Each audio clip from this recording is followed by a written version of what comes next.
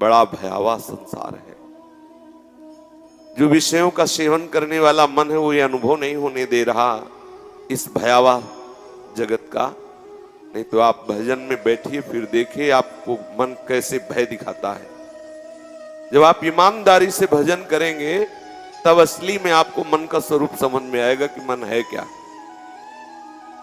ये मृत्यु का भय उपस्थित कर देता है, क्योंकि निर्विषय निसंकल्प हुए बिना भगवत प्राप्ति होती नहीं।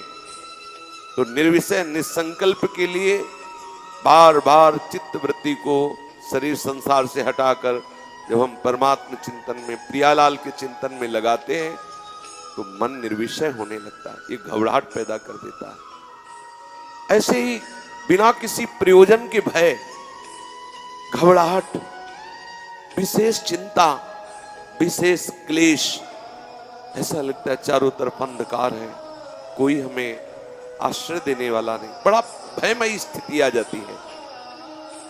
जब कोई ईमानदारी से भजन करता है तब की बात कह रहा हूं। बैलेंस बना के भजन करने वाली बात अलग है कि थोड़ा विषय सेवन भी होता रहा, थोड़ा भजन भी कर लिया, वो मन राजी है, इतने में तुम्हें पटक देगा। उसे पता है कि मेरे बल में कोई कमी नहीं होने वाली इसके भजन से।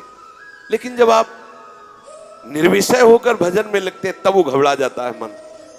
फिर वो घबराहट पैदा, ये अनुभव की बात कह रहे हैं, ये अपनी छाती की बात कह रहे हैं। यदि आपको भगवत प्राप्ति के मार्ग में अग्रसर होना है तो इस बात को देखो। जो हमने मन को पढ़ा है, मन को, जो हमने मन को देखा है, जो हमने मन की सुनी है, जो हमने मन का अनुभव किया, वो आपको बता रहा हूं। अपने मन का भयभीत कर देता है। फिर विचार किया, क्या भगवत भजन करने वाले की ये स्थिति अनिवार्य है? क्या प्रभु इसके बिना आगे नहीं बढ़ा सकते? तब आया विचार, ये अनिवार्य है, क्योंकि इसी स्थिति में संपूर्ण शरणागति होती है। सच्ची मानिए, ये हृदय की बात कहती है। इतनी नीरसता, इतनी उदासीनता, इतनी खिन्नता, जब मन को मरना होता है ना, तो उसके सामने ऐसी परिस्थिति पैदा की जाती है भगवत विधान से, उसको कहीं ठौर नहीं मिलता। कहीं, किसी ग्रंथ में, किसी पंथ में, किसी दृश्य में, किसी वस्तु में, किसी व्यक्ति में, किसी स्थान में, कहीं नहीं। एक विशेष खिन्नता, एक विशेष उदासीनता, तब अंदर से उत्तरा हिमाम प्रभु मुझे उबारो। ये अंदर की बात। एक होता है बाहर की विपत्ति से उबारो, एक होता है अंदर का। संपूर्ण मार्ग अवरुद्ध हो चुका है, अंधकार ही अंधकार, जिधर दृष्टि डाले अंधकार ही अंधकार। अगर एक कोई रास्ता दिखाई देता है तो हरि शरणम, हे प्रभु, हे करुणा में प्रियालाल, अब सब, तब उसको मार्ग नजर आता है जहां से हम प्रियालाल तक पहुंचते हैं। ये अंदर की बात है। यदि वास्तविक आप भजन कर रहे हैं तो आप देखेंगे कि आप ईमानदारी से संपूर्ण दिनचर्या ठीक ठीक निर्वाह कर रहे हैं, पर आपका मन बहुत गंदा चिंतन करता है। ये जितनी बातें हम आपको बता रहे हैं, ये अपने हृदय की बता रहे हैं। साधक वहां घबराने लगता है कि बिल्कुल हम गंदे आचरण नहीं कर रहे, बिल्कुल हमें आवश्यकता भी नहीं है, मुझे प्रभु को रिझाना है, लेकिन ये सब क्यों आ रहा है? बहुत परेशान होने लगता है। मुझे आवश्यकता, मन को दिखाया जाता है, देखो ये चाहिए, तुम्हें ये चाहिए, ये चाहिए। जब उसको वस्तु दो तो कहता है नहीं चाहिए, और जब भजन में बैठो तो वो वही चिंतन करता है। तब ये पकड़ में आई बात कि आखिरकार ऐसी क्यों स्थिति आ रही है? पूर्वाभ्यास के कारण मन का राग उन विषयों में था, अब है नहीं।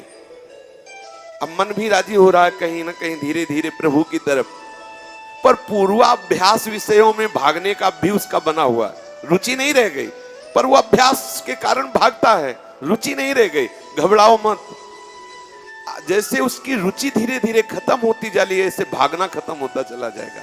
एक दिन वो निर्विषय होकर, पंग होकर श्री श्यामा श्याम के चरणों में अविचल वास करेगा। सवै मना कृष्ण पदारविंद। लेकिन यहां तक पहुंचने के लिए बहुत ही घबराहट पैदा होती है। ये अंदर की बात कह रहा हूं, पढ़ी लिखी बात नहीं कह रहा। ऐसी घबराहट पैदा होती है कि मतलब कुछ समझ में नहीं आता कि करे तो क्या करे।